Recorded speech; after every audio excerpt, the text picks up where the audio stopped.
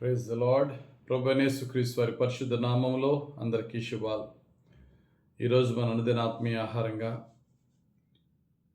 దేవుని యొక్క వాక్యాన్ని ఇతరులకు బోధించినప్పుడు ఇతరులు దేవుని యందు విశ్వాసం ఉంచులాగున, అనేక ఆత్మలను దేవుని కొరకు రక్షించులాగున మనం ఎలా వాక్యం చెప్పాలి అనేది ఆలోచన చేస్తే, అపోస్తుల కార్యములు 14వ అధ్యాయం 1వ వచనంలో ఒక చక్కటి మాట ఉంటుంది.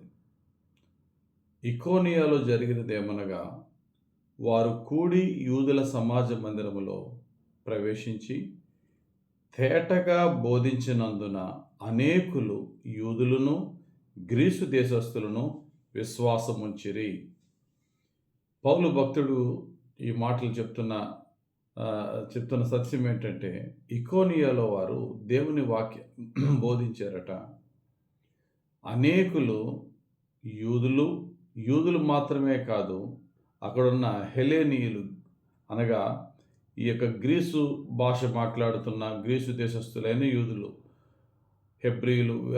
హిబ్రూ భాష మాట్లాడుతున్న వారు, వీరందరూ కూడా పౌలు భక్తుని యొక్క మాటలకి దేవుని యందు విశ్వాసం ఉంచారట.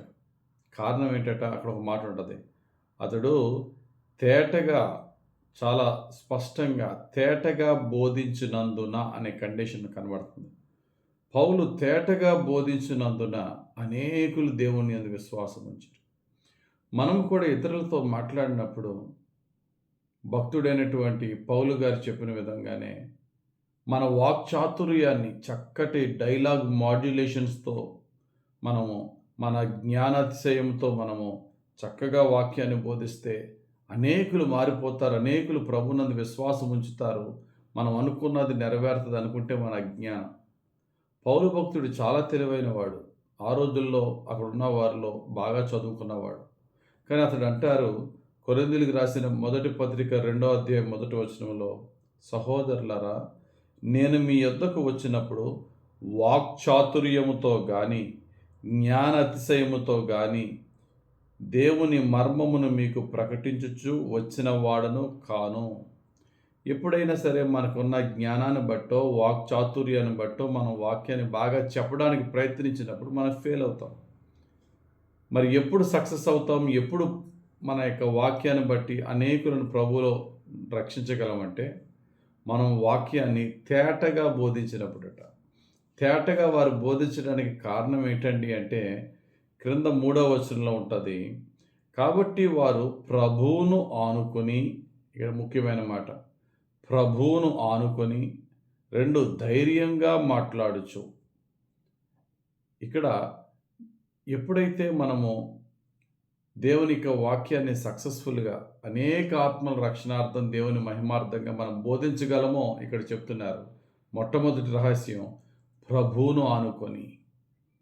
ప్రభువా, నా జ్ఞానము కాదు, నా ప్రిపరేషన్ కాదు, నా వాక్చాతుర్యం కాదు, నీ మీదే ఆధారపడి బ్రతుకుతున్నాను ప్రభు అని ప్రభువు మీద ఆనుకుని మనం మాట్లాడే ప్రతి మాటకి దేవుడు శక్తినిస్తాడు.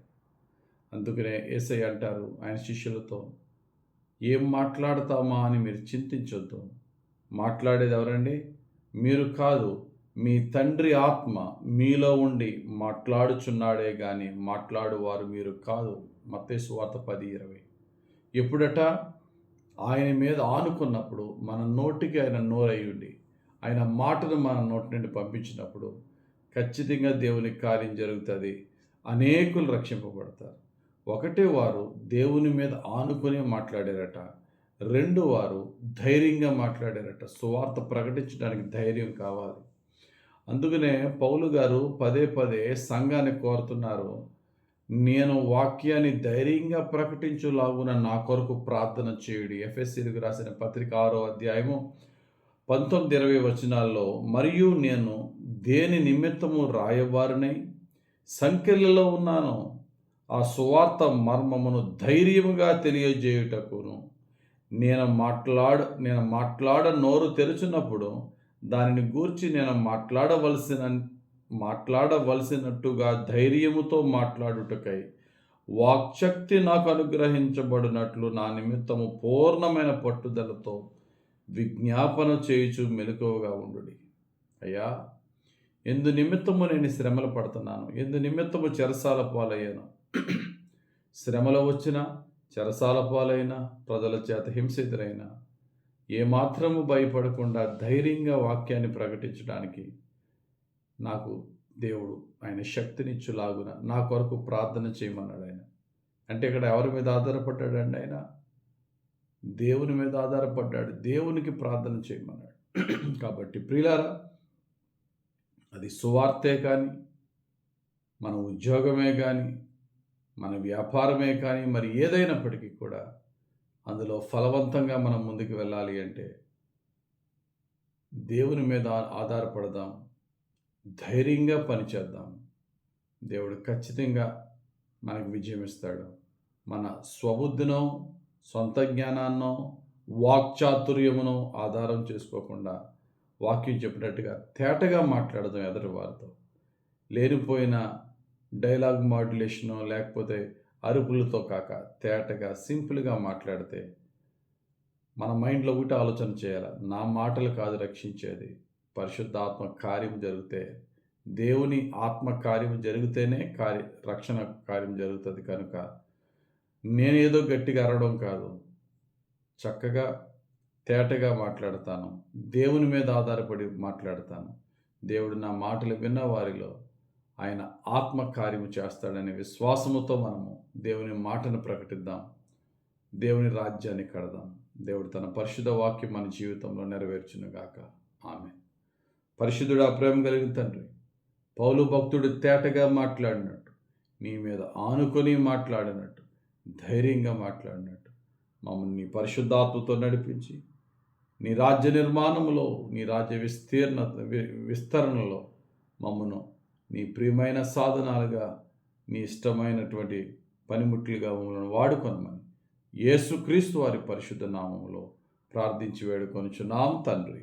ఆమేన్. తండ్రి యొక్కయు, కుమారుని యొక్కయు, పరిశుద్ధాత్మ దేవుని అభిషేకం మనపై దిగివచ్చి ప్రభువు మాటను చక్కగా ప్రకటించు వారిగా పరిశుద్ధాత్ముడు మనల్ని నడిపించునుగాక. ఆమేన్. God bless you.